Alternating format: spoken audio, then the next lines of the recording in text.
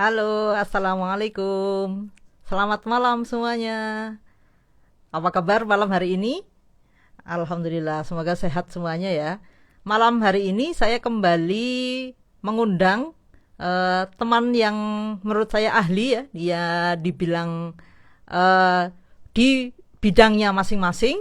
Nah, malam hari ini alhamdulillah saya kedatangan tamu spesial gitu ya. Beliau seorang hipnoterapis yang juga business owner.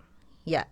Sambil menunggu teman-teman yang belum pada hadir, saya undang dulu ya Mbak Nurul.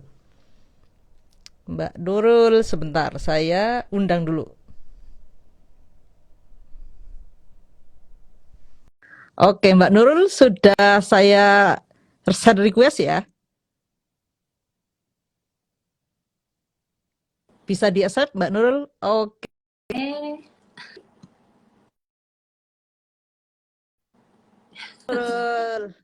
Bisa ya? Alhamdulillah. Oke. Yes, bisa ya, Mbak. Alhamdulillah. Iya, suara saya jelas Alhamdulillah. Mbak Nurul? Suara Jelas. saya jelas? Clear, clear. Nggih, clear. Nggih, Oke, clear. iya siap. Iya, Nggih. suara Mbak Nurul juga jelas di saya. Alhamdulillah. Untuk teman-teman, apakah suara saya dan suara Mbak Nurul bisa terdengar dengan jelas? Minta feedbacknya ya sebelum acara malam hari ini kita mulai. Boleh di komen feedbacknya suara kami bagaimana? Mungkin kita sambil ngobrol sebentar ya Mbak Nurul. Iya, monggo. Gimana kabarnya? Alhamdulillah ini 2 bulan ini sudah kondisinya alhamdulillah fit. Meskipun kena PPKM lagi ya Alhamdulillah. Mbak Zaki. Iya kan ada PPKM lagi ya. Oke. Nggih. Nanti kita Alhamdulillah sharing-sharing. pada malam hari ini Mbak Nurul bersedia untuk sharing ya. Mungkin masih dalam Nggih. masa recovery tapi Nggih. alhamdulillah bersedia untuk hadir live bersama saya malam hari ini. Terima kasih banyak sebelumnya loh Mbak Nurul. Sama-sama, sama-sama Mbak Zaki. Iya. Nggih. Ini sudah jelas kata Mbak Anjila Hijab udah jelas ya. Oke, suaranya Nggih. berarti suara kita sudah terdengar baik oleh audiens ya Mbak Nurul. Alhamdulillah. Nggih. Iya. Baik, berarti saya mulai aja ya Mbak Nurul. Oke, monggo Mbak Zaki. Untuk sudah ada beberapa teman yang hadir juga, nanti biar sambil jalan untuk teman-teman yang baru join.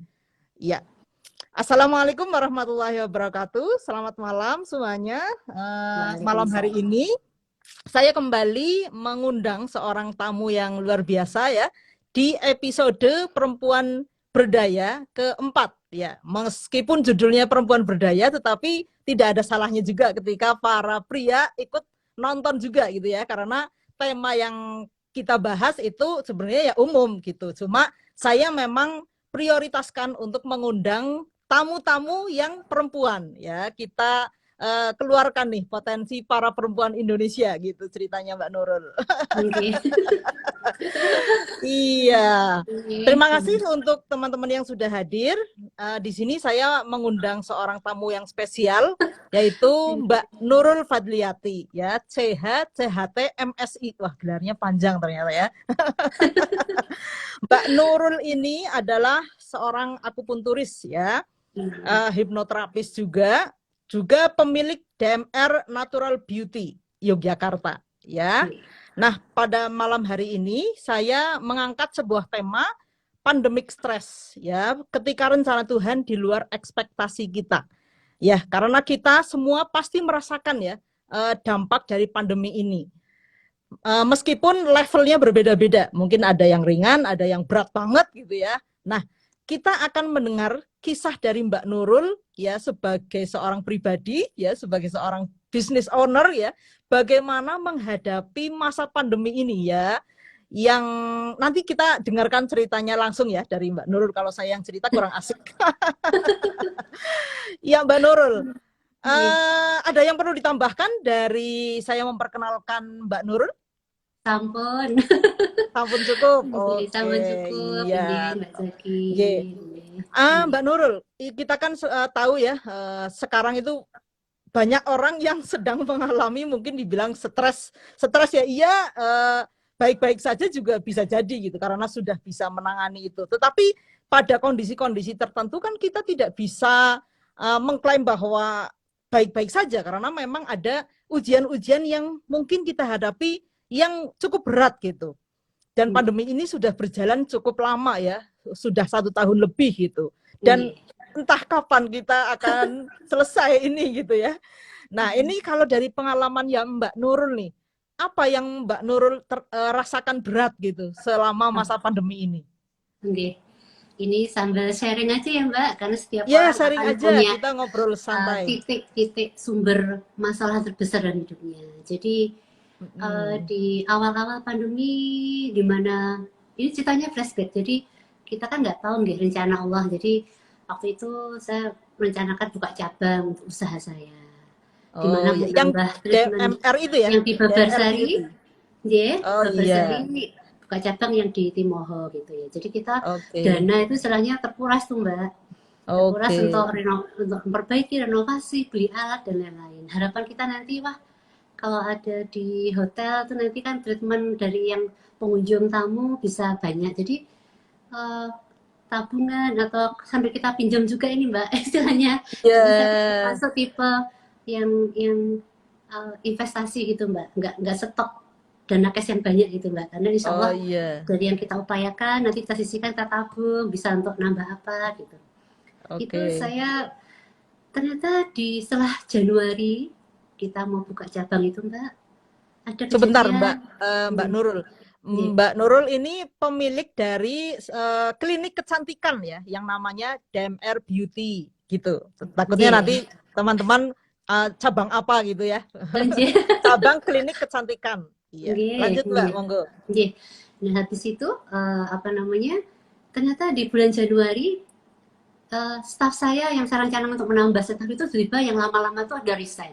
Mendadak Mbak, yang bertengkar sama ibu mertuanya, yang sakit-sakitan, yang setelah menikah lama nggak punya anak, pengen fokus di rumah. Jadi saya tuh berpikir ya Allah, setelah jadi kok saya kekurangan pegawai, apakah saya perlu nambah lagi gitu. Terus saya kebiasaan nih Mbak Yaki, setelah beberapa Iya, tahun saya belajar hipnoterapi, saya sering ngajak diri sendiri untuk ngobrol. Itu kadang oke. ada insight ke dalam, itu ada bisikin, tunggu dulu, jangan cari pegawai dulu. Itu kayak di dalam diri itu ada ngajak ngomong gitu. Oh Sudah saya iya. tunggu. Ternyata mulai Februari akhir nggih, mulai Iya, Indonesia diserang pandemi. iya betul. Terus akhirnya tidak jadilah untuk buka cabang, sehingga yang justru yang lama saya tutup. Iya. Oh Saya iya. sewakan, yang di Babarsari saya sewakan karena kurang pegawai, dan saya mikir sudah crowded jalur di sana, karena ada Iya. gacauan dan lain-lain, itu sudah menghabiskan tempat parkir kalau di suatu ruko. Oh, nggih. Nah akhirnya ya disitulah Mbak. Nah mulai Maret, April itu udah pandemi, anak buah udah minta libur 2 minggu gitu ya, Oh dengan iya. stok karyawan yang melimpah, office boy cowok-cowok yang bagi kepala keluarga juga ada. Saya tuh sampai waktu di awal, saya bilang sama suami saya, apalagi hotel yang dikelola suami juga kondisinya nggak ada tamu, sedang Sepi mereka kepala gitu ya. keluarga semua. Sudah kita seberapa pun uang yang ada, kita fighting, kita tetap gaji mereka. Itu Heeh. uh, jadi di saat anak buah libur gitu 2 minggu, saya sama suami ngetem nungguin kalau ada yang beli krim. Jadi kita Oke. jadi istilahnya supaya nggak panik gitu ya, office boy juga Iya. libur, jadi kita bersih bersih sendiri, tetap mikir. Nah itu yang terjadi Mbak, akhirnya setelah berapa bulan ternyata memanjang pandemi itu, kita nggak menyangka sampai di Betul. bulan sampai di bulan Juli itu saya bilang sama suami, uang kita udah menipis, sedangkan kita belum tega untuk merumahkan mereka, staf hotel dan staf itu. Kita gimana? Saya 2 bulan tuh hunting Mbak, jalan-jalan. Nah, kita ngapain ya? Mau ngapain ya? Uang kita udah menipis ini. Masa kita Iya. begini-gini aja? Gimana ini tanggung jawab kita terhadap diri keluarga dan anak kita, menganggap staf itu anak-anak kita. Iya, Jadi iya. bagian dari keluarga, saya tidak menganggap itu KMP adalah anak-anak kita. Nah, Mm-mm. hal-hal seperti itu akhirnya itu tadi, eh, kita jualan Mbak, Iya. jualan Heeh. tahu nggak, saya jualan tahu, jadi melayani segala macam, nggak ada rasa gengsi atau apa, nggak ada. Iya. Sehingga kalau ada konsumen datang itu, loh Bu Nurul kok nggak nusuk jarum, nggak anu, kok justru jualan tahu. Tapi alhamdulillah setidaknya office boy kita yang ngelangut, yang ketar ketir apakah saya akan dipecat atau dirumahkan, itu ada jawaban. Jadi Nambah lagi buat Mbak. nambah itu ya, Nggih. apa penghasilan tambahan. Penghasilan, ya, supaya mereka tetap dapat gaji full. Jadi kan Iya. sempat waktu itu saya gilir Mbak, tapi mereka gaji pokok tunjangan jabatan masih utuh. Cuma supaya menghemat, saya tetap bisa bayar BPJS kesehatan mereka, BPJS tenaga kerja dan tabungan BPJS tuh saya akhirnya gini, hari ini yang masuk yang khusus untuk tempat saya nggih, berapa Iya. orang. Hmm. Besoknya satu hari libur, yang biasanya mereka seminggu libur sekali, hari Minggu tok, mereka bisa libur seminggu 2 kali. Ya, Oh, dengan cara oke. begitu saya menghemat uang makan dan transport istilahnya gitu. Sehingga saya Oh tetap iya. bisa membayar asuransi kesehatan, BPJS, apa, tenaga kerja dan tabungan mereka. Sehingga karena rata-rata Hmm. anak buah saya kalau resign tempat saya, apa karena dia mandiri atau apa itu mereka dapat tabungan dari BPJS dan dari kita sendiri. Oh Itu iya iya. saya menghadapi itu tetap dengan optimis saja Mbak. Oh ada Allah masih Hmm. jalan gitu ya. Kemudian saya Hmm. kok mulai Desember saya jualan siomay Mbak. Oh iya, saya pernah Saya beli nggih, itu loh. nggih, Siomenya Mbak Nurul pernah beli nggih. saya sama Nanti nah tahunya. itu Mbak, nggih insyaallah itu saya Desember saya jualan siomay dan laris dan saya sendiri loh Mbak. Jadi orang-orang bilang, anak buah saya bilang, Bu Nurul kok mau ya pagi-pagi saya ke pasar, saya gini, kok mau gitu nggih. Saya bilang sama anak buah saya, "Eh, kalau saya mau begini, kalian harus tetap survive gitu loh. Jangan ikut stres, karena kan kalian ibu, kalian Hmm. bapak. Kita lihat sebagai owner aja, kita mau loh melakukan ini, kalian tetap tetap bersemangat gitu. Jangan Iya. hiraukan, insya Allah kita masih bisa menggaji. Nah, Hmm. saya pikir Hmm. semuanya baik Mbak, dalam arti stres tapi kita tetap optimis. Nah, terberat Tetap tadi apa Mbak? ada jalan peluang Ada lain gitu jalan. ya. Jadi Ada jadi tahu, ada siomay ada gitu ya. itu meskipun ya beda ya kalau di klinik atau di hotel penghasilan dengan kita meneng adem ini Iya. berpanas-panas kena Iya. kompor ya kita kita jalani Tapi nih Mbak Nurul nggak malu gitu ya mengerjakan nggak semua malu saya itu. banyak sendiri sampai sampai di apa gitu sampai ngebuah kadang nih nyawangi kayak pekewo gitu nah, kebetulan Heeh. saya tidak pernah mencampur adukan antara staf klinik saya dengan kontras siomay saya tidak akan mbak Hmm. daripada nganggur gini memang kebetulan enggak karena saya benar-benar Hmm. menghargai mereka Oh, oke. saya Iya, tidak iya. tidak memperkerjakan staf DMR yang biasanya melayanin Faisal apa terus gini lo mewangi aku judulan siomay enggak mbak jadi Hmm. saya benar-benar tipe yang istilahnya jangan sampai nanti ada omongan yang nggak enak rasa nggak nyaman kita job di klinik kok suruh judulan siomay gitu kan jadi saya minta Oh, bantuan oke.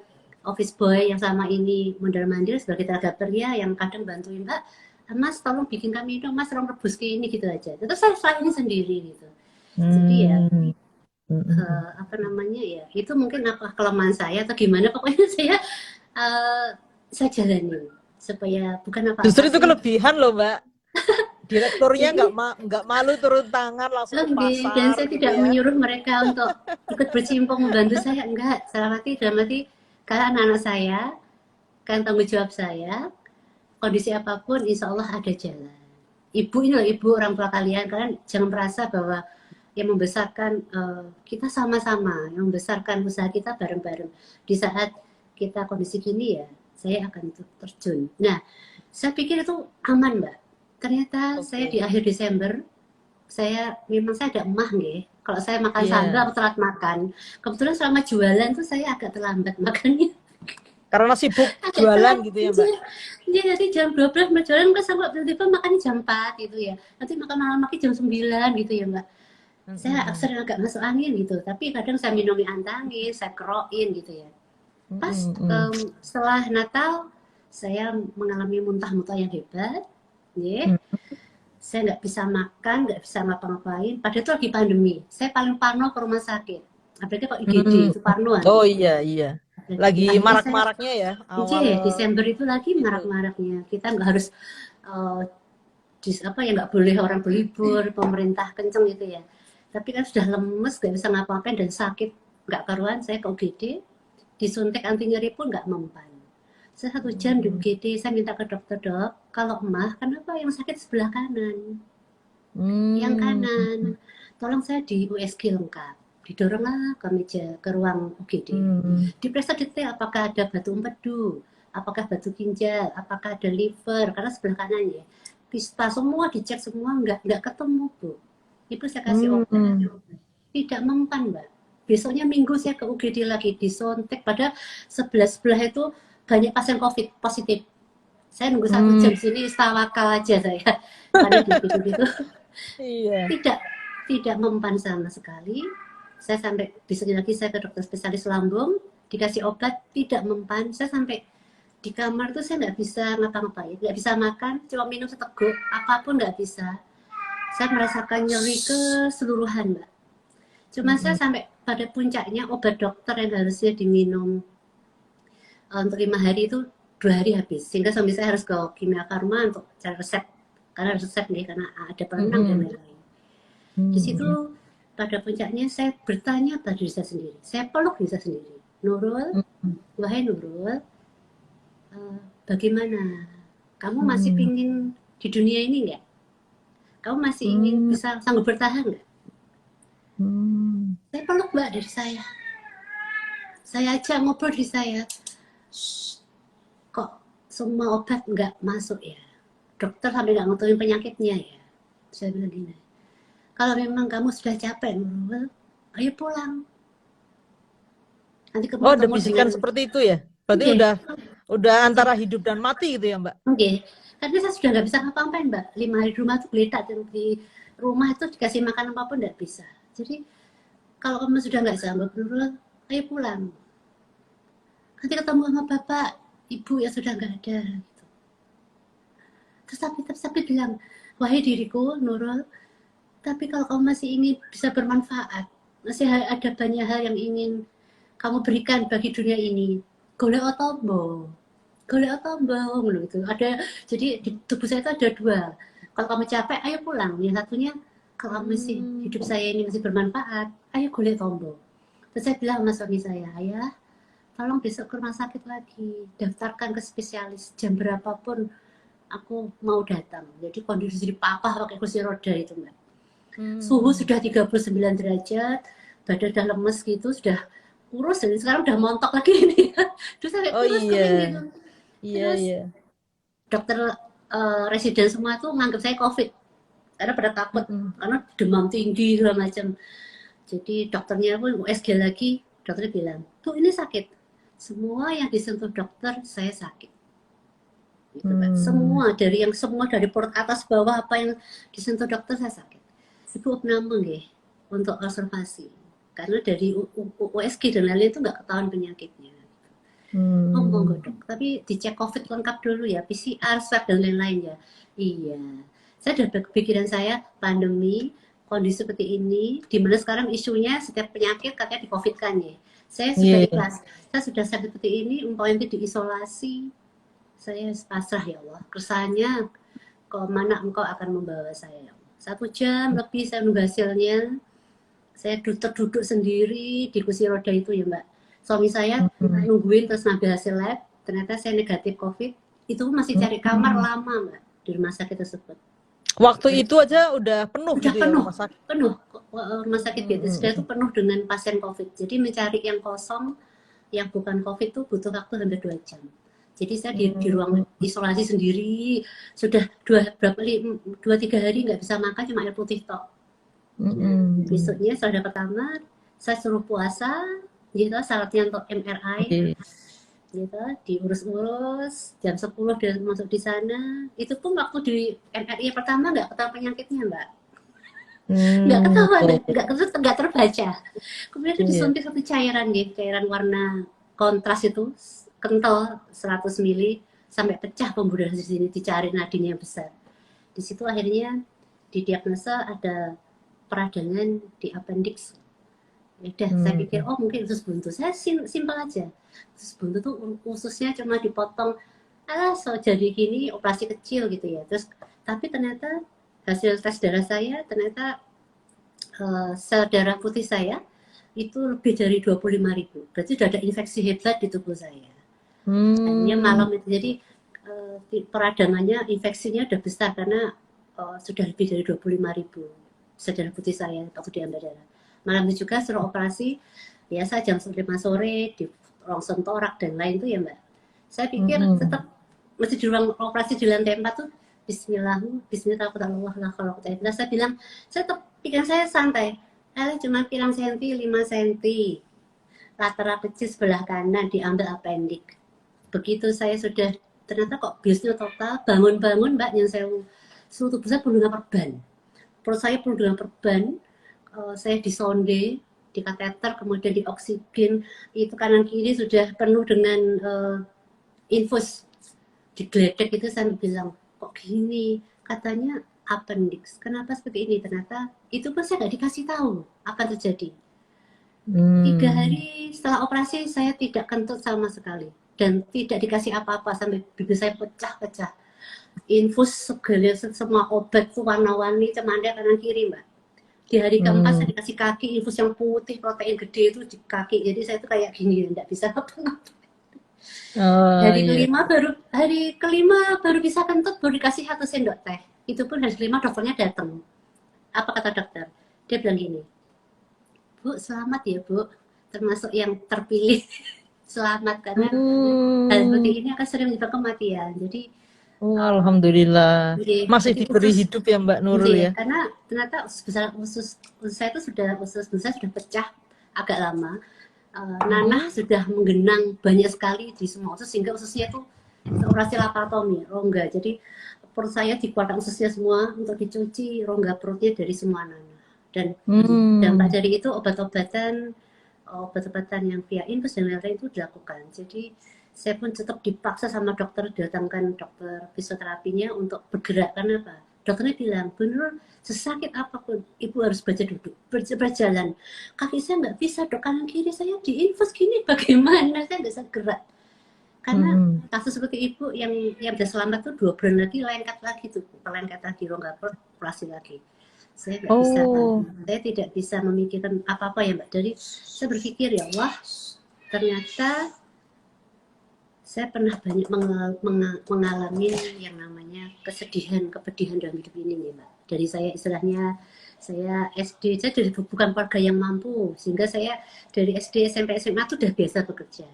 Kuliah pun saya juga biaya sendiri. Jadi menikah pun istilahnya suami saya pernah mengalami kita titik nol gitu Mbak ya, pernah sampai kita menjual semua aset, masih terlibat hutang banyak itu.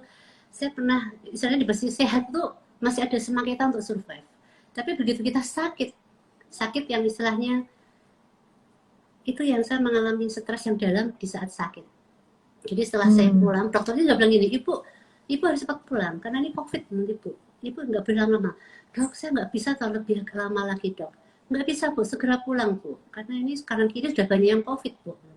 Jadi saya 10 hari di rumah sakit, saya pulang dalam kondisi masih, maaf ya, kaki kanan masih semper, bisa jalan, nafas masih satu-satu, duduk nggak bisa, tunggu bisa, terus luka saya tuh tidak mengering Mbak Zakia.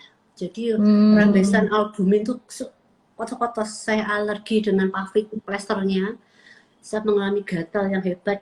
Dari saya baru tahu rasanya ruang popok nih. Anak-anak bayi yang dikasih ruang popok, saya mengalami situ. Setelah kata dilepas saya di pampersi, saya mengalami semuanya, rambut saya rontok bro-bro gitu. Jadi saya bilang hal terberat ternyata bagi seseorang setelah mengalami estafel, susahnya cari nafkah istilahnya ya, itu adalah sakit.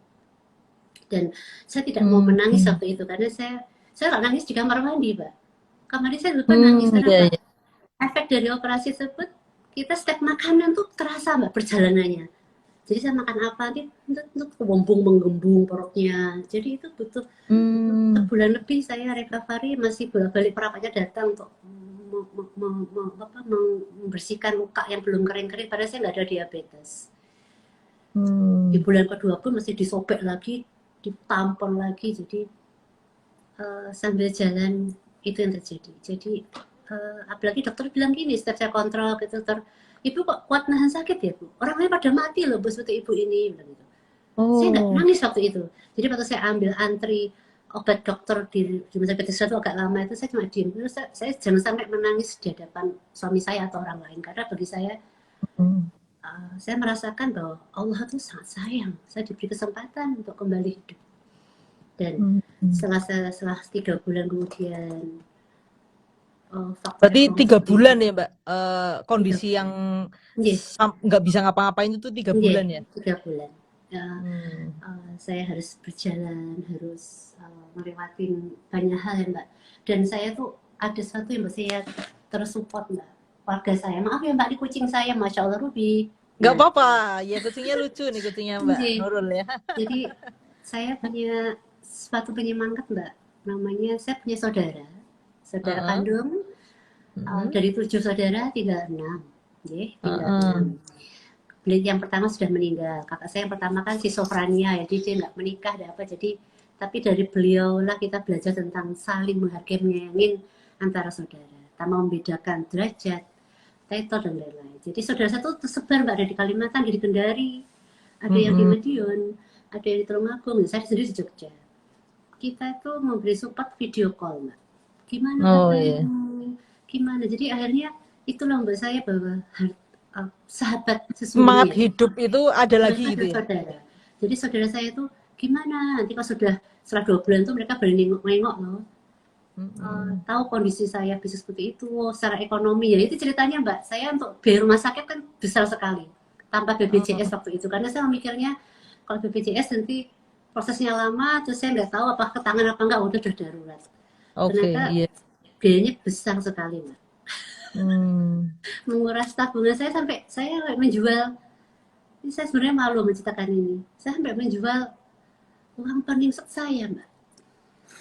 Jadi Oke. saya sudah 26 tahun menikah, kan Mbak ada tahu kalau kita menikah dikasih kalung, gelang gitu ya. Itu terpaksa saya jual kecuali izin kawin. Karena biayanya Iya. besar sekali di rumah sakit.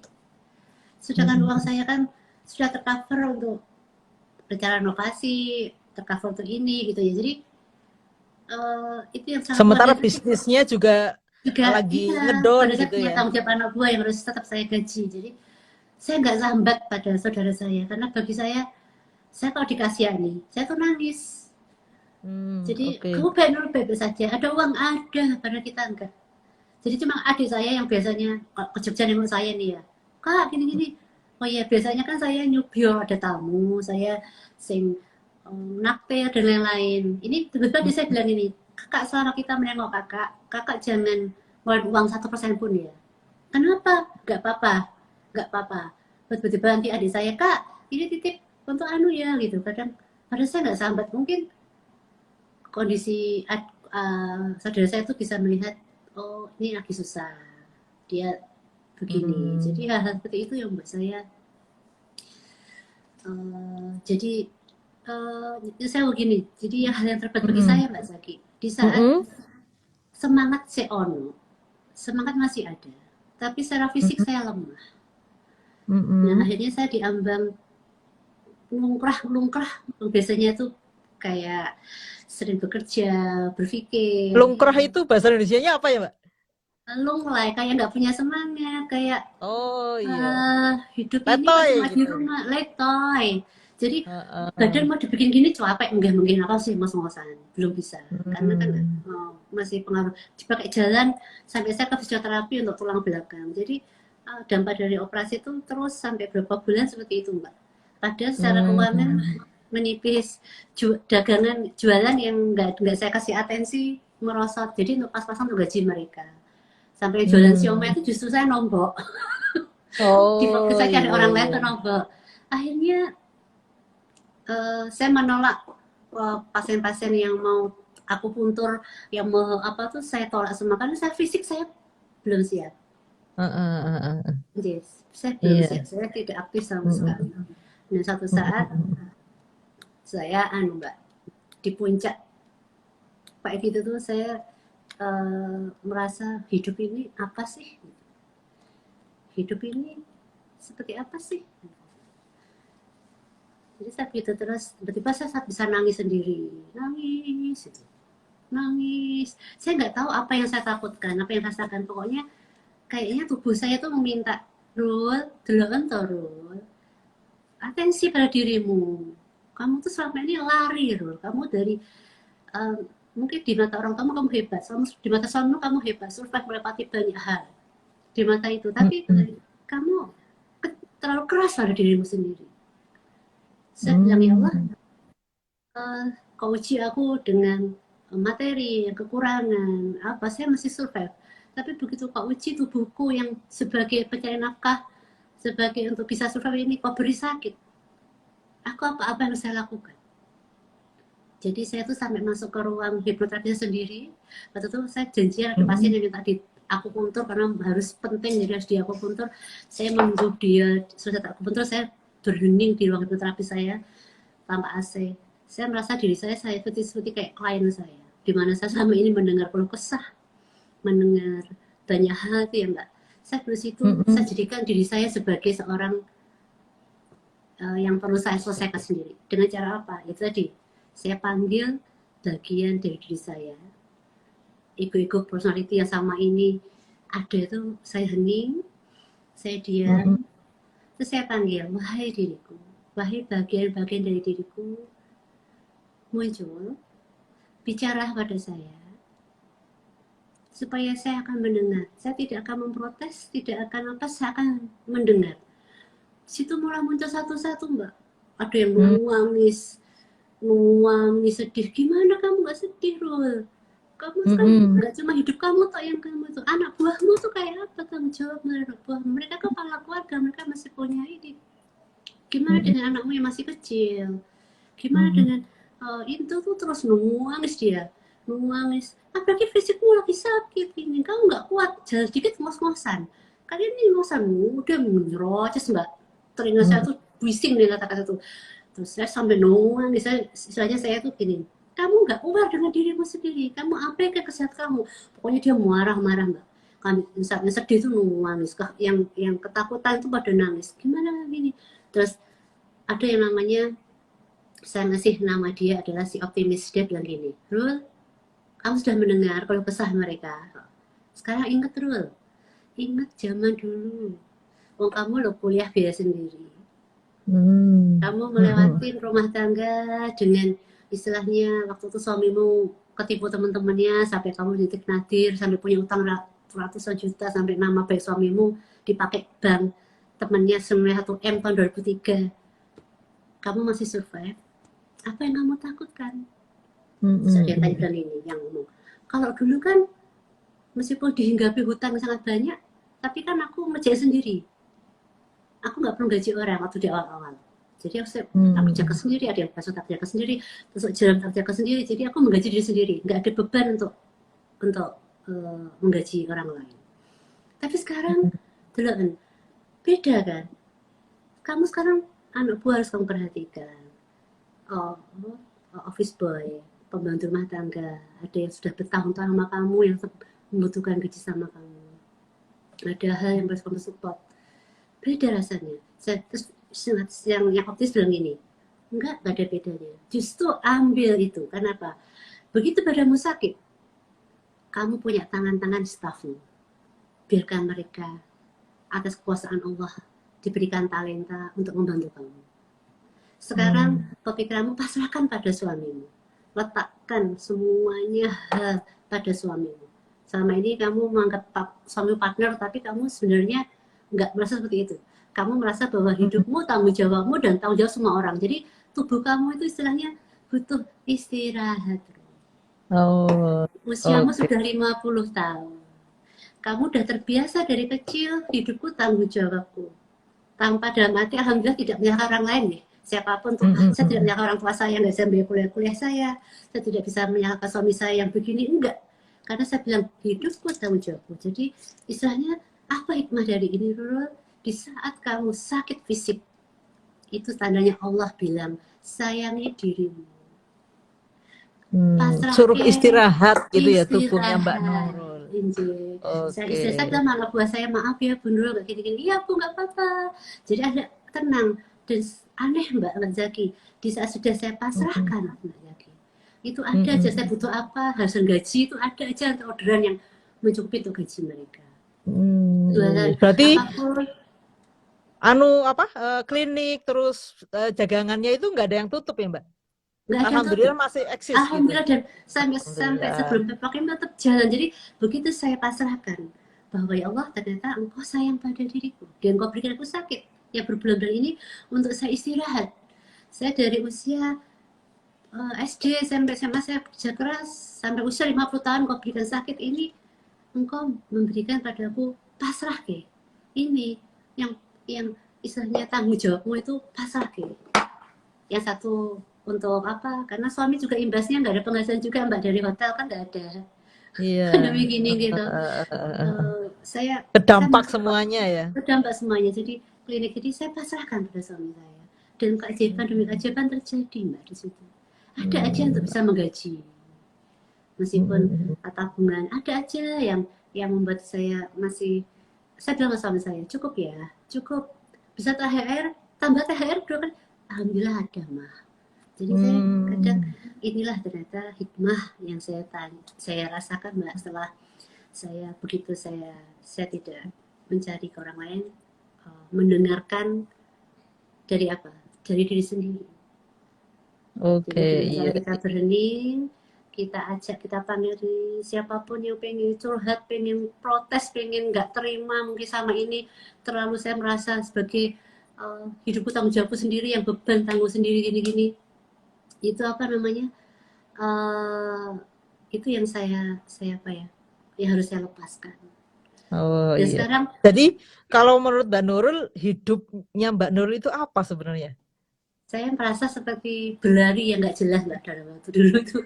Apa yang saya kejar, saya lari gitu ya. Jadi karena merasa Mengejar, berlari. berlari dalam arti gini, hidupku tanggung jawabku, saya tidak akan menyalahkan orang tua saya yang nggak bisa memberikan saya kuliah atau siapapun gitu ya, nggak bisa gini. Ya saya menerima apapun yang Allah berikan. Jadi saya pengen, ya memang sejak tahun 2003 saya mengalami titik nadir ya Mbak ya, dengan hutang yang sangat banyak. Selesai hari kontrak demi kontrak, sampai saya beli aset satu dan aset lain, itu uang itu adalah untuk beli aset gitu istilahnya. Tapi di sama masa pandemi aset pun juga nggak laku ya Mbak ya. Berarti selama ini tuh Mbak Nurul itu apa, target, mencari target terus gitu ya, mengejar target terus gitu. Jadi kalau dibilang target, bukan Mbak. Oh Jadi bukan ya? target kan misalnya harus ngoyo gini enggak. Jadi saya Iya. cuma berpikir, karena saya menikah tahun 2005, baru dikasih anak nggih, dalam rumah tangga saya itu 2007, 13 tahun kosong.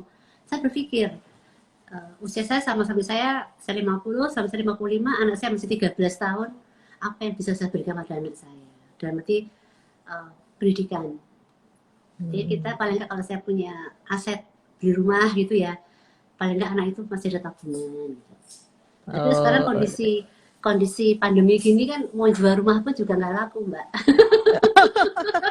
Laku pun jadinya murah ya Mbak ya. Dan sedangkan tabungan saya sudah terkuras gitu kan, jadinya Iya. kena gini ya ternyata ini justru yang aneh, setelah ada PPKM pun saya sangat tenang. Dikena PPKM gini, jalan begini, saya tetap tenang. Klinik hampir nggak ada yang treatment, nggak ada yang datang, berarti harus gaji gini, saya tenang Mbak. Saya tenang, kenapa? Itu kuncinya apa itu? Kok bisa tetap tenang gitu? Apa sudah melewati hal yang lebih berat, yaitu waktu sakitnya itu? Saya salah satu itu. Yang kedua saya begini, saya yakin setiap orang tuh punya rezeki. Seandainya itu lewat saya sakit pun, dan dia selama masih bekerja dengan saya, pasti Allah akan mencukupi rezekinya dengan cara yang tidak saya sangka-sangka. Makanya saya bilang Mbak, meskipun kondisi kita sepi, tiba-tiba kok di akhir bulan ada yang order produk sekian banyak, sekian juta, kok cukup gaji mereka ya. Oh Saya iya. pengen Keajaiban selalu ada gitu ya Mbak ya. Saya tuh pengen apa gitu loh Mbak. Saya tuh kok pengen kuih ya. Tiba-tiba langsung ada yang ngasih gitu. Dan yang satu hal Mbak, untuk teknik jualan, kenapa kok saya merasa bahwa apa yang saya lakukan kok laku di tengah persaingan yang sangat banyak. Saya sangat suka sekali, sebelum pandemi pun saya setiap berkunjung ke tempat warung makan, saya tuh selalu dalam hati, ya Allah, alhamdulillah, berkahilah tempat ini. Semoga ownernya diberikan rezeki yang berlimpah, sehingga anak buah yang bekerja di sini pun engkau cukupi semua kebutuhannya. Semakin jadi, berarti mendoakan tempat yang Mbak Nurul kunjungi gitu ya. Nah ini bisa jadi semua. dipraktikkan ya sama teman-teman gitu ya. Iya, terus kadang saya posting tempatnya jual ini gini, jadi nggak ada namanya kenapa saya harus apa ya, kayak volunteer makanan nggak dibayar kok gitu. Enggak, saya lakukan. Baik itu saya lakukan karena apa? Baik tempat apa? Karena bagi saya cuman alhamdulillah ya Allah berkahilah tempat usaha ini, cukupkanlah rezeki bagi ownernya dan untuk mencukupin semua kebutuhan mereka yang bekerja di sini. Berkah bagi pembeli dan penjual. Itu Oh iya. selalu dan dampaknya kadang saya berpikir kenapa cuma dodolan tahu mbak siomay kok bisa mencukupi hidup kita untuk sehari-hari juga loh mbak. Oh iya. Plus membayar karyawan juga ya, nggak ada yang Uh, dirumahkan akhirnya ya. nggak ada alhamdulillah sampai sekarang pun Iya. nggak ada yang dirumahkan. Jadi Iya, iya. satu lagi mbak yang mau saya ceritakan mungkin Iya. kenapa saya masih hidup. Oh Uh, iya, iya. Gimana, Mbak? Kenapa saya diberi Allah hidup padahal semua orang katanya sudah mati, sudah betul-betul bilang ini orang lain mati bu. Ini ada yang sampai seminggu dan khususnya harus dibedah lagi mati begini. Jadi saya berpikir gini, waktu itu kan pandemi ya Mbak Dewi. Saya tuh terbiasa Mm-mm. saya tuh kalau punya gaji, saya amplop-amplopin Mbak. Kemarin amplop zakat, amplop sedekah, amplop untuk biaya pendidikan anak, amplop kalau saya habis hipnoterapi orang atau klien saya mesti nyisikan gaji untuk saya sendiri. Karena dari Mm-mm. situlah saya punya kas-kas kalau saya pengen ngambil les apalagi kurs apalagi itu uang dari situ. Karena apa? Mm-mm. Penghasilan saya tuh nomor satu dari tanggal 1 sampai tanggal 10 adalah gaji karyawan. Jadi omset dari Mm. tanggal 1 sampai tanggal 10 berapa jumlahnya saya skip untuk gaji karyawan. Nanti mulai Mm-mm. tanggal 10 sampai tanggal 20 untuk apa Mbak? Untuk membayar produk, untuk nyetok Oh produk. iya. Nanti Mm-mm. mulai tanggal 20 ke 30 untuk bayar listrik, sisanya keuntungan perusahaan. Dan itu pun masih saya pilah-pilah. Gitu. Jadi kayak Mm. saya kan keinginan lagi nih pengen ngambil kelas hipnoterapi yang mana lagi gitu saya sudah ancang-ancang. Jadi saya amplop itu Mbak. Ternyata ada teman yang ngadu Mbak, aku tolong Mbak, aku gini. Oke, berapa puluh juta saya keluarkan. Saya tahu nanti nggak tahu bayarnya kapan. Saya pikir, oh masih ada tabungan yang lain untuk biaya. Sampai ada namanya uang jalan-jalan tuh ada Mbak. Oh, Jadi di saya plotting bersyukur sampai plotnya suami. banyak ya, Uang, Mbak. uang jalan-jalan, uang senang-senang gitu nih. Saya bilang uang jalan-jalan, pokoknya saya pengen malam ini pergi kemana, jalan kota mana itu uang dari itu Mbak. Jadi itu semua kos ada. Jadi saya melihat itu oh masih ada gitu. Terus satu lagi teman saya terlibat hutang banyak sampai telepon polisi, sampai mau bunuh diri, apalagi sampai banyak keguguran. Itu yang saya keluarkan Mbak semuanya. Saya keluarkan semua sampai aku pikir masih pandemi nanti akan segera berakhir. Ternyata saya diberi sakit. Masih berlanjut ya, dan Berlanjut dan saya sakit beri lagi. sakit sampai saya sendiri harus menjual perhiasan Aset-aset saya. yang berharga ya. Uang saya, tabungan semuanya. Jadi ya saya berpikir apa itu ya salah satu masih diberi semangat hidup karena memberikan kesempatan orang yang mau bunuh diri karena terlibat masalah keuangan bisa terselesaikan sehingga Allah misalnya dikasih cadangan. Kakak saya bilang ini Nurul kui kok kui nyawa cadangan. Terus saya iseng apa karena mau panik kucing ya. Bisa jadi itu Mbak, pahalanya ini apa, ngerawat kucing, jadi masih diberi hidup sama Allah ya.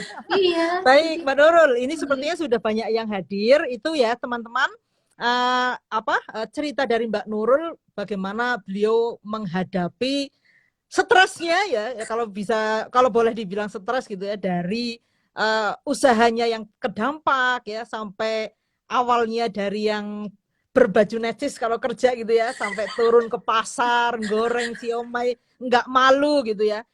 Belum sampai di situ, ujiannya masih ditambah lagi ya.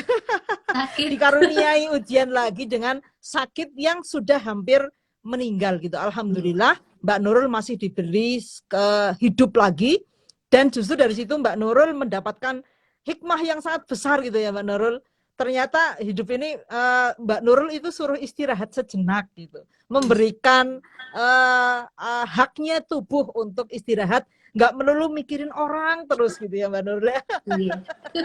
Lah ini sudah ada beberapa teman yang join ya, ada Mbak Reni, wah salut kata Mbak Reni ini.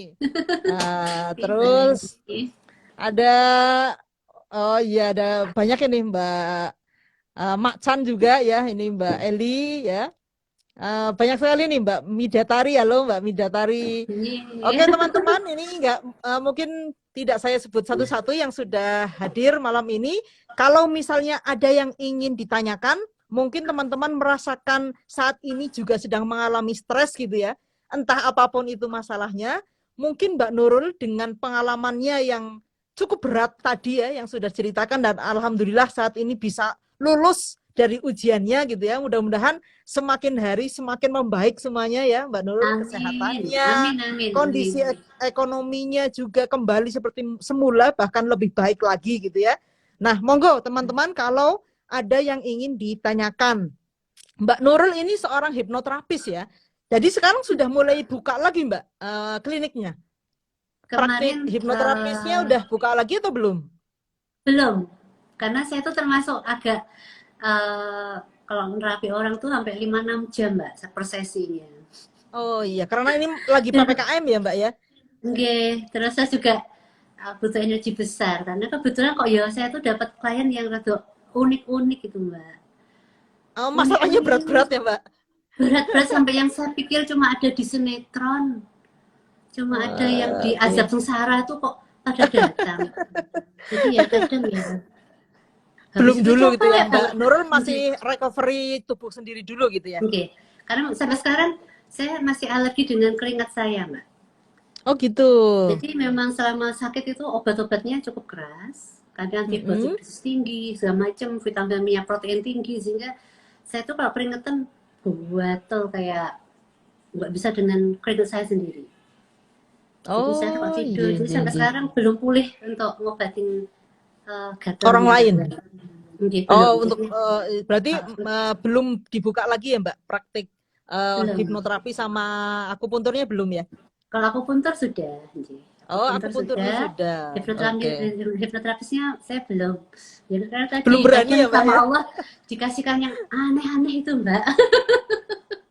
Dikasihkan Menakar diri belum siap ya Mbak Nurulnya. Nggih. Iya bagus lah Mbak. Jadi lebih sayang lagi ke tubuhnya Nggih. ya. Karena saya biasanya kalau sudah nerapi itu 6 jam tuh saya sehari cuma beli satu. Wah, itu apa? Itu sampai satu sehari capek gitu. Dari mulai jam Benar-benar. 7 jam Itu 10 menguras sampai jam 5 energi. menguras energi banget ya nerapi orang itu. Iya, biasanya orang cuma satu kali terapi udah cukup ya. Karena tadi saya 6 7 jam itu sampai saya keluarkan semua mumpung dia rata-rata mengalami deep tense sangat tinggi. Sampai ada yang kehidupan masa lalu, ratusan tahun yang lalu. Sampai, Iya, aduh iya. Mbak, nggak usah saya ceritakan. Iya, iya, iya, betul. Yang jelas itu sangat menguras energi ya, Mbak. Jadinya Iya, belum dibuka dulu, Mbak Nurul, iya, biar benar. sehat 100% dulu gitu ya. Oke, saya lagi mengasihi diri saya ini. Iya, betul, betul. Itu fungsinya sakit itu kan suruh istirahat, seperti Mbak Nurul bilang tadi ya. Ini ada pertanyaan dari Mbak Reni, Mbak Nurul. Bu Nurul, bagaimana menghadapi orang-orang yang malah jadi down karena pandemi ini? Curhat ke Bu Nurul, misalnya ada orang yang jadi down karena pandemi ini, curhat ke Bu Nurul bagaimana gitu? Oh, enggak. Jadi itu tadi pandemi itu kan memang sektor ekonomi terasa sekali ya Mbak. Apalagi bagi yang sektor swasta, bukan kalau mungkin yang ASN atau apa masih nerima Gaji gaji. masih tetap jalan ya, Masih kerja nggak tetap kerja jalan gitu ya? kan. Nah, jadi meskipun juga ada kas-kas yang dipotong. Beda dengan yang Iya. swasta nih, yang harus cari sendiri. Kayak kita gitu ya, survive harus survive Iya, sendiri gitu ya. saya sendiri. Nah, menghadapi orang-orang yang masih jadi down karena pandemi ini, jadi saya juga mengalami itu. Jadi banyak sekali yang mengalami seperti itu. Jadi saya selalu tanya ke mereka, apa sih hal yang paling terpenting dalam hidupmu? Selama kamu masih bisa makan, entah itu cuma nasi sama kerupuk, entah itu nasi sama endok, kamu masih nggak kehujanan, nggak kepanasan, jangan khawatir. Jangan khawatir. Sudah diberi sehat itu sudah alhamdulillah sekali ya Mbak Nurul ya. Alhamdulillah. Jadi Mbak karena Nurul saya sudah mengalami sakit. melewati, Itu jadi tuh waktu ujian paling berat itu sakit ya Mbak Nurul ya. sakit yang ternyata yang orang harus mati, saya masih hidup. Iya betul. Jadi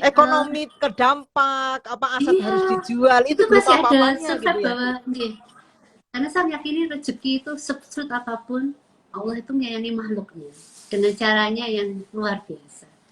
Gitu. Jadi begitu kita Betul. pasrahkan, ya Allah, wahai Zat yang Maha Kaya Raya, apapun keputusanmu hamba ikhlas. Umpamanya sehari bisa makan 3 kali, biasa 3 kali, sekarang 2 kali, alhamdulillah. Alhamdulillah. Iya, Jadi betul, begitu betul sekali. hal-hal seperti itu yang memang saya sebelum sakit saya buktikan gitu. Saya dari biasa ngadem AC, berdandan neci, sekarang dodolan siomay, dodolan tahu di rumah. Jadi tadi Mbak, setelah saya agak baik, kok jualannya saya yang frozen itu banyak yang pesen, kok enak ya Mbak, frozen. Ya saya setiap hari di rumah, maksudnya di rumah ya Mbak, saya beli alat vakum itu, frozen itu saya frozen, bumbu kacang saya tanamkan, saya frozen, saya kirim ke mereka, saya jadi pakai vakum saya jual, jadi nggak PPKM ini orang nggak mau takut makan di luar. Mbak Nur, aku order dong 10 bungkus, anak saya senang Mbak Nur untuk saya bagikan teman-teman saya bilang, iki tuku di Pangadewi, enggak Mbak, saya bagikan teman-teman saya yang kena isolasi mandiri Mbak. Mereka begitu itu enak, jadi ya Allah subhanallah, caramu luar biasa. Oh iya, luar biasa Ada ya. jangan Mbak, jangan khawatir kalau Iya, masalah ekonomi. Saya bukan merasakan, sudah mengalaminya Mbak.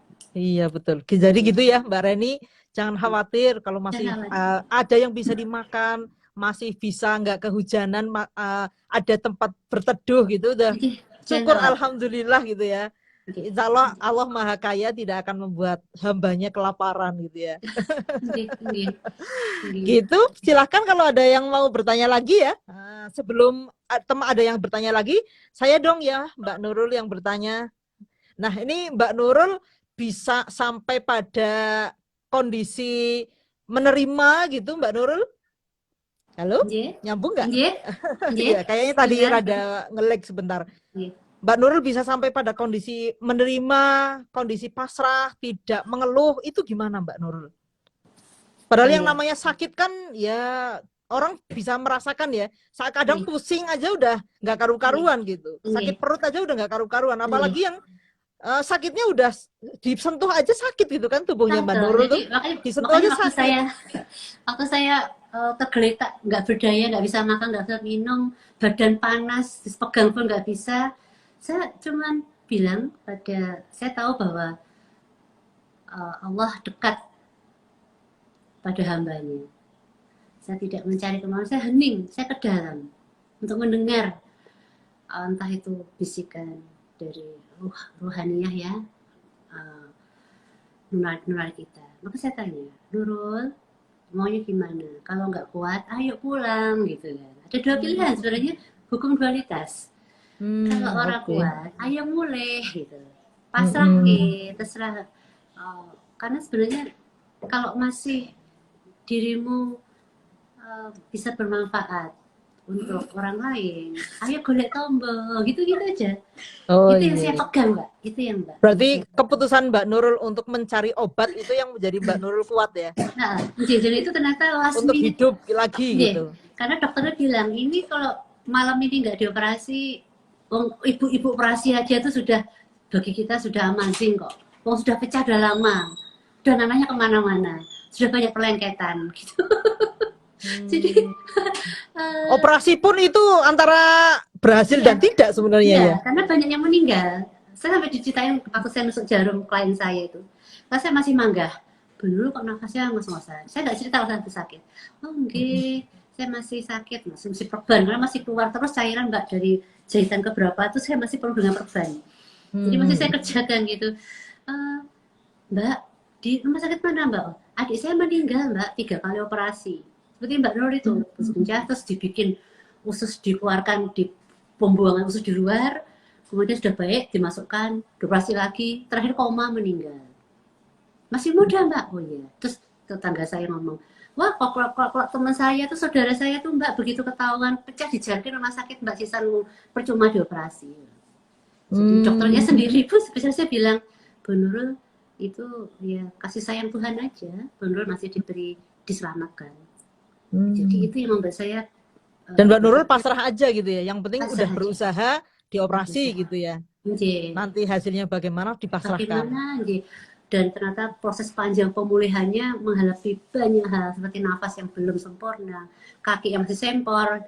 Saya tuh jalan yang saya pun saya tuh dilatih jalan sama suami tuh ke mall Mbak, untuk jalan dari satu lantai ke lantai 2 tuh kayak mbah-mbah Mbak. Setapak kayak orang habis melahirkan sesar yang baru melahirkan tuh, itu sudah setelah 2 bulan operasi masih belajar jalan, masih fisioterapi. Saya di situ Mbak, saya kuat. Saya pikir untuk kekuatan kita Mbak, kekuatan kita itu dilatih kok Mbak, dari muda kok Mbak. Oh iya. Gimana tuh maksudnya Mbak? Dari muda ya, cerita saya dari keluarga yang bukan orang tua yang mampu, sehingga mama saya pun harus banyak membantu suaminya dalam bekerja. Saya bisa jualan.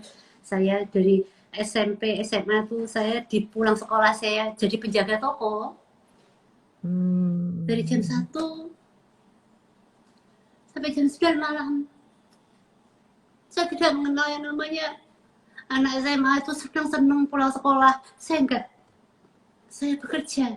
Saya orang yang introvert, dalam arti terjaga, dalam arti saya harus untuk les kimia, fisika, saya harus biaya sendiri. Kuliah pun saya menunggu 2 tahun untuk ada biaya.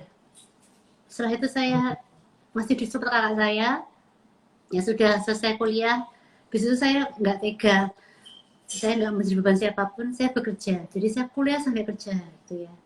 Itu saya lakukan, dan ternyata dalam pernikahan setelah 10 tahun menikah, diuji yang luar biasa, sampai habis-habisan, meninggal hutang sangat banyak. Gitu ya. Saya tetap waktu itu saya bilang sama Allah, ya Allah, ya Rob, hilangkanlah ketakutan diri saya akan masa depan. Itu yang saya lakukan. Apapun, saya harus menyelesaikan hutang, saya hubungan dengan kolektor, nama di bank, nama di blacklist di bank, sehingga waktu saya punya usaha, saya pengen beli rumah KPR ditolak Mbak, karena di bank terbukti blacklist. Ya tadi nama suami saya dipakai temannya, hutang 1 miliar tahun 2003. Banyak ya Mbak, tahun 2003 1 miliar banyak itu. Itu nama suami saya saking baiknya, namanya dipakai untuk dipakai temannya pinjam di bank, dan ternyata ngemplang orang tersebut. Sehingga kita harus jual semua aset, nama kita ke blacklist, kita dilelang, utang masih banyak. Jadi ya saya cuma berdoa sama Allah, ya Allah, hilangkanlah ketakutan akan masa depan. Hilangkanlah ketakutan akan masa depan. Ya, soalnya saat ini kan banyak orang yang khawatir, cemas ya, besok gimana gitu ya. Mungkin dengan doa ini membuat kita jadi tenang ya, walaupun kita tuh nggak tahu kondisi yang saat ini lagi gonjang-ganjing seperti apa, tetapi tetap tenang karena kita percaya gitu ya, nggak takut gitu. Hilang itu doa saya tahun 2003 Mbak. Sudah lama sekali nih. Ternyata sekarang bisa dijalankan nih. Hilangkanlah ketakutan akan masa depan. Karena belum tentu bisa 1 jam lagi kita masih hidup. Betul, belum tentu 1 jam lagi kita masih hidup. Jadi kenapa harus khawatir gitu ya Mbak ya? Iya, betul. Pandemi kan menambah imunitas kita nih. Iya. Ya, akhirnya ternyata Allah luar biasa Mbak. Jadi saya tuh sampai mengerjakan tes sekolah aku pun tuh di rumah sakit. Saya handle, waktu itu apalagi mama saya kena kanker hati deh. Jadi saya nggak cerita sama orang tua saya bahwa saya lagi kondisi susah gini, saya nggak cerita. Dalam sampai beliau 3 bulan beliau meninggal. Kemudian saya nomor 1 adalah hutang. Begitu saya punya omset berapapun, utang untuk debt collector A, utang ini saya bayar, untuk ini saya bayar, untuk ini saya bayar. Pokoknya saya tuh sampai yang saya ngomong, hidup sederhana maka secukupnya. Gitu, ngontrak demi ngontrak, nomor 1 lunaskan apa menjadi kewajiban kita. Dan itu bukan itu utang suami saya karena hidup temannya, bukan. Pasangan kita adalah bagian dari kita. Jadi tidak ada yang maaf ya. Jadi saya kadang heran nih, maaf Pak Sutri yang bercerai gara-gara suaminya gara-gara piutang ini. Banyak sekali teman saya mengatakan, saya bilang enggak. Karena apa? Begitu kita komitmen. Kadang Allah memberikan rezeki itu masing-masing Mbak. Ada yang diuji suami kita kan kebaikan hatinya sampai di pelopor temannya sendiri, sehingga kita rasa pernah masalah. Tapi apakah ya kita meninggalkannya? Asal pada insaf menyadarin, oh ya suami saya merasa saya tuh goblok ya Ma, niatku baik kok ternyata di pelopor temannya. berarti yang salah saya. Kenapa? Saya mengizinkan diri saya untuk dipeluk foto. Karena selalu berusaha baik. Suami saya tuh orangnya gitu, selalu berusaha sampai utang di temennya ngutang apa, iya, dikemplang gitu. Karena dia selalu pinginnya itu prasangka baik, ternyata hal yang baik belum tentu. Kalau sampai Allah memberikan Positive ujian thinking belum berikutnya, tentu baik ya. baik ternyata yang mengizinkan suatu musibah terjadi pada diri kita, ya diri kita. Jadi kita kalau dia ngalami gitu, jadi apa yang kita petik waktu kita benar-benar di titik zona merah ya sekarang, apa zona hitam waktu itu ya. Zona Saya bilang sama hitam. suami saya, doanya begini suami saya, ya Allah ya Rob, Hmm. ampunilah semua dosa kesalahan saya. Mungkin selama ini saya salah. Tujuan saya membantu gini-gini itu mungkin ada yang tidak benar. Menurut Engkau ya Allah. Saya terima konsekuensinya, ampuni kami, maafkan kami. Berilah kami petunjuk dan pertolongan. Itu aja. Jadi saya bisa merasakan bagaimana sih Mbak suami nah, kayak maaf naudzubillah min dzalik ya, kayak Mas Arif zaman 2003 gitu, nama baiknya dipakai untuk ditutang di bank temennya yang ngemplang 1M itu, gimana sih Mbak? Jadi kita nggak merasakan, saya tuh buru-buru 1M.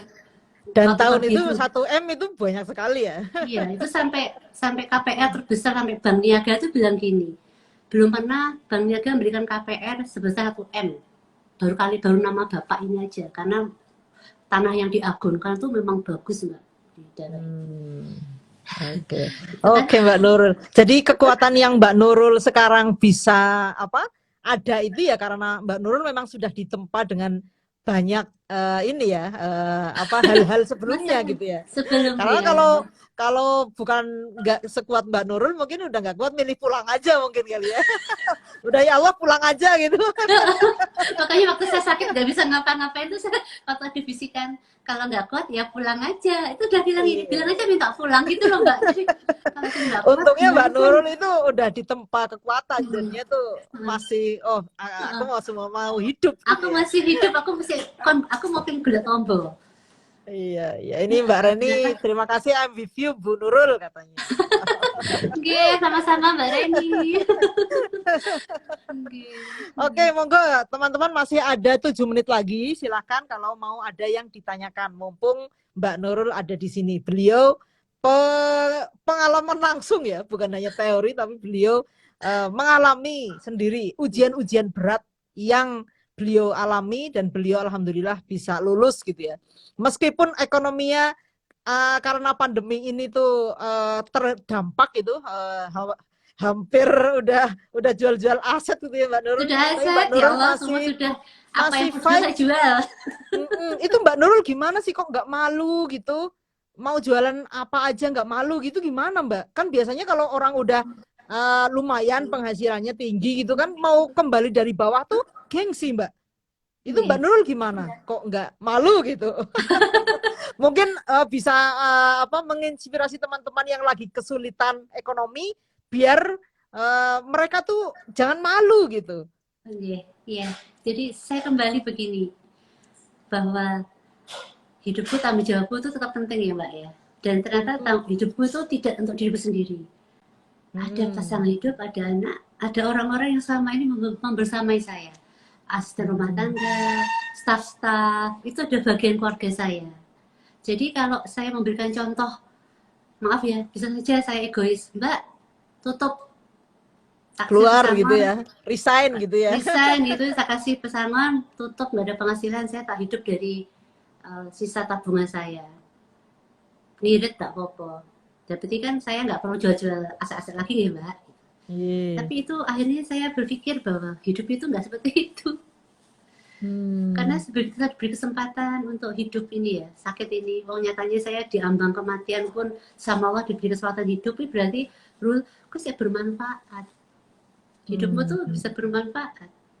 Dan bisa istilahnya, ayo sinarmu itu berikan support. Sehingga anak buah saya sekarang tuh nyinsewu, ada yang jualan bunga, nyambi-nyambi jualan bunga. Kan dari berarti tempat jualan saya apa aja ya Mbak Nurul ya? Jadi ada jus, ada apa gitu kayak kemarin ya kayaknya. Jadi sampai anak buah saya sendiri pun selain kerja di klinik, mereka jualan bunga, jualan daster, mereka pada aktif jualan. Saya bebas. Keren. Jadi kebetulan ini juga pengalaman saya di klinik ya Mbak. Saya dari tahun 2003 buka nih sampai sekarang ini, staf saya tuh kan ya alhamdulillah sudah ada yang berganti-ganti. Ada yang sudah 10 tahun, resignnya bukan Menikah hanya mungkin ya. menikah, punya anak, terus Bu sama buka salon. Kowe pengen apa? Meja apa nggonen. Ranjang-ranjang facialnya mau kamu pakai ini. Kamu butuh apa?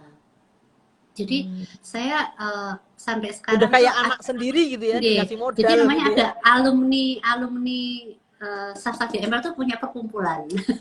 Perkumpulan. Jadi Hmm. istilahnya mereka ya apa? Jadi istilahnya bagi saya kok Bu Nurul membiarkan anak buahnya buka sendiri sih? Gak ada saingan atau gimana?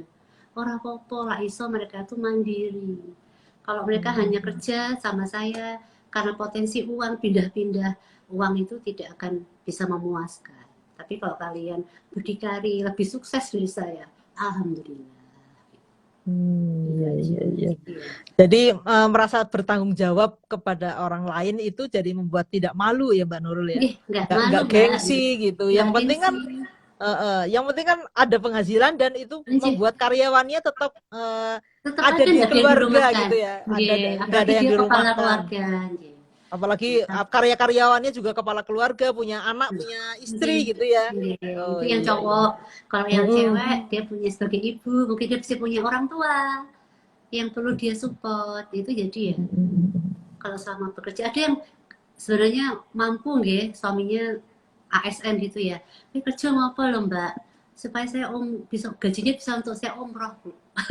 Apa Oh nggak iya terharu ditabung gitu. gitu ya. Oke, Iya, jadi iya. saya pengen cepat nanti bisa ngumrohkan orang tua saya meskipun masih kok gaji suamimu apa nggak mencukupi. Saya punya sawah, punya apa, tapi saya pengen bisa ngumrohkan orang tua saya dan saya tetap kerja dan izinkan. Ya Allah, subhanallah. Jadi nggak Jadi Mbak nyangka ya. Nurul pengen apa membuat orang-orang di sekitar Mbak Nurul itu tetap ini ya mendapatkan penghasilan gitu. Oke. Iya, iya hebat ya Mbak, keren. Jadi gitu ya teman-teman, misalnya yang sekarang ini ada yang bermasalah dengan ekonominya karena terdampak pandemi, bisa dicontoh Mbak Nurul ini ya. Apapun dilakukan, Jangan jualan malu, jangan daster, malu Mas. jualan bunga ya, jualan siomay, tahu ya, apapun segala macam dijual. Alhamdulillah itu Jualan, ternyata bisa menjadi jalan untuk tercukupnya rezeki untuk karyawan-karyawannya ya. Itu nggih, nggih, Masya Allah itu luar biasa ya. nggih. Tidak hanya memikirkan diri sendiri ya Mbak Nurul, Ya, tapi karyawannya tetap dipikirkan. nggih, nggih. Ya ini ada dari Mbak Hidayah Susilawati, Masya Allah, kisah hidupnya sangat berharga, menjadi inspirasi katanya. Alhamdulillah, matur Terus nuwun ada Mbak. Mbak Haryanti House, luar biasa. Iya ini memang ya bisa jadi contoh untuk kita semua ya, semangatnya Mbak Nurul ini nggak gengsi, nggak malu ya, tetap bisa melakukan apapun, bahkan ketika sakit pun ketika memasrahkan diri, ketika sudah nggak bisa ngapa-ngapain, ternyata karyawannya itu yang mensupport Mbak Nurul ya, mereka kreatif sendiri gitu ya, luar biasa. Nggih, nggih, nggih. Oke Mbak Amin, Nurul, ini amin Mbak mungkin Reni nggih. Amin, iya matur nuwun nih, Mbak Reni, Mas Haryanto, nggih semoga semoga diperbanyak rezekinya sekeluarga, amin, subhanallah, doa yang sama untuk panjenengan dan semua pemirsa dan Mbak Zaki. Semoga amin, selalu amin, diberkahi, dicukupi, amin. dan diberikan hikmah dari semua peristiwa. Amin. Oke Mbak Nurul, ini sudah 1 menit terakhir. Bolehkah kami diberikan ya sedikit kesan dan pesan lah oleh Mbak Nurul dalam menghadapi pandemi ini yang memang tidak bisa kita pungkiri banyak membuat teman-teman kita pada dalam tanda kutip stres ya. Entah itu memang mereka terdampak secara nyata ataupun hanya karena cemas ya, informasi nggak jelas dan sebagainya. Menurut Mbak Nurul apa ya saran dan pesan untuk kami gitu? Nggih, nggih Mbak Zaki. Jadi satu hal, pandemi ini kan kita tidak tahu sampai kapan, nggih toh? Cuman Nggih. kita sering kembali ke dalam. Kalau kita curhat ke sana kemari, maaf nggih, curhat Nggih. yang bermasalah gini-gini, itu kayak kita itu kayak kesedot. Ini contoh pengalaman saya, waktu saya mengalami Curhatnya di sakit, sosmed Mbak sekarang. nggih, seperti itu. Yang saya rasakan begini. Jadi waktu saya mengalami sakit dan pemulihan, Nggih. energi kita itu kan energi sakit Mbak, sedih, Mm-mm. nelongso. Iya. Jadi Nggih. begitu saya membuka medsos yang isinya sakit, kecelakaan, kematian, itu tuh saya merasakan energi yang sama. Jadi saya sangat sensitif waktu itu. Ya mungkin karena habis sakit, tubuh masih recovery, semua gerbang aura kebuka nih. Jadi setiap membaca orang yang sakit, orang yang anu tuh saya merasakan kesedihan dan kesakitan mereka. Akhirnya apa yang saya lakukan ya? Saya agak konyol, Mbak. Saya memperhatikan bagaimana menghibur saya ini. Saya agak konyol ini. Saya kan punya kucing, Mbak Zaki. Oh iya. Saya perhatikan kucing saya. Saya sakit dia mendekat. Kok lucu ya? Saya video-videonya saya posting sampai ini saya tuh punya TikTok isinya kucing tok. Itu ternyata diri saya yang butuh dihibur, yang tidak harus mendengar berita tentang banyak musibah, banyak sakit itu karena tubuh saya sendiri pun juga sakit. Saya bilang, wah nggak loro kok si sawang loro, tambah loro. Jadi saya harus dialihkan ini, fisik saya harus dihibur. Saya posting yang produk nyeleneh itu Mbak, saya posting tentang kucing-kucing saya yang saya bisa bikin orang tertawa sampai dilihat puluhan ribu orang, di like puluhan orang, saya kaget. Sampai anak saya bilang ini, Mama kok bisa masuk FYP sih? Mama kan sudah tua. Yang dipasang cuma kucing aja. Mama nggak gitu juga. Tapi kenapa kok banyak apa sampai masuk FYP gini-gini. Dari situ saya bersyukur, oh ternyata memberikan manfaat, kegembiraan pada orang lain. Entah itu hiburan di medsos, itu obat. Kebahagiaan mereka nular pada kita. Jadi ya, untuk siapapun, jangan nyesewo, jangan berkecil hati, jangan khawatir. Yakin bahwa kalau memang Gusti Allah memberikan, maaf ini pasti banyak yang lagi kesedihan ya, karena ditinggal keluarga, betul hidup anak, tapi orang tua ya. Dan hal seperti itu, begitu kita menyadari tujuan hidup kita di dunia itu apa, akan kembali ke sana, tinggal tunggu waktu. Nah, sebaiknya diterima dan kita lakukan yang terbaik gitu ya Mbak ya. Tetap kalau kita masih hidup ini istilahnya ubet ojo nyerah gitu loh Mbak.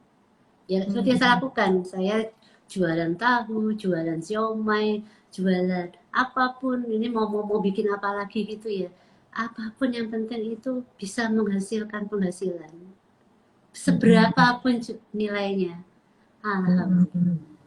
Alhamdulillah. Dari umpamanya kita sehari makan 3 kali, cuma cukup 1 kali, alhamdulillah. Masih dikasih makan, masih diberikan kesempatan untuk bisa bermanfaat, berbagi untuk diri kita dan orang banyak. Alhamdulillah. Betul Mbak Nurul, terima kasih banyak, ini sarannya sangat menancap gitu ya. Jadi teman-teman kalau misalnya memang lagi stres kayak gitu ya, berilah hiburan untuk diri sendiri. Aja. Jadi kayak seperti yang saya lakukan, saya duduk, saya ajak diri saya ngobrol. Kalau mau apa yang kamu khawatirkan, ngomong, nanti pasti akan muncul nih. Berarti komunikasi dengan diri sendiri ya Mbak ya. Apa sih Mbak karpe apa sih Mbak khawatir ki? Kejar terus. Apa sih Mbak? Apa yang kalian khawatirkan? Apa yang kalian takutkan? Saya dengarkan, saya tidak akan membantah, saya menerima. Unek-unekmu kamu sampaikan. Nanti ada begini bla bla bla, dia ngomong, wah nanti gimana kan utang masih banyak, kontrakan nggak ada, anak sekolah bagaimana gini. Terus kamu tanya, baiknya apa yang perlu kita lakukan? Kira-kira solusinya apa? Pasti akan tetap kita tanya. Nanti di diri kita tuh kayak akan nyusewo. Plok akan memberikan jawaban. Plok. Nah, akhirnya kita sudah, permasalahannya cuma gitu kan, ya kita berupaya. Oke, iya.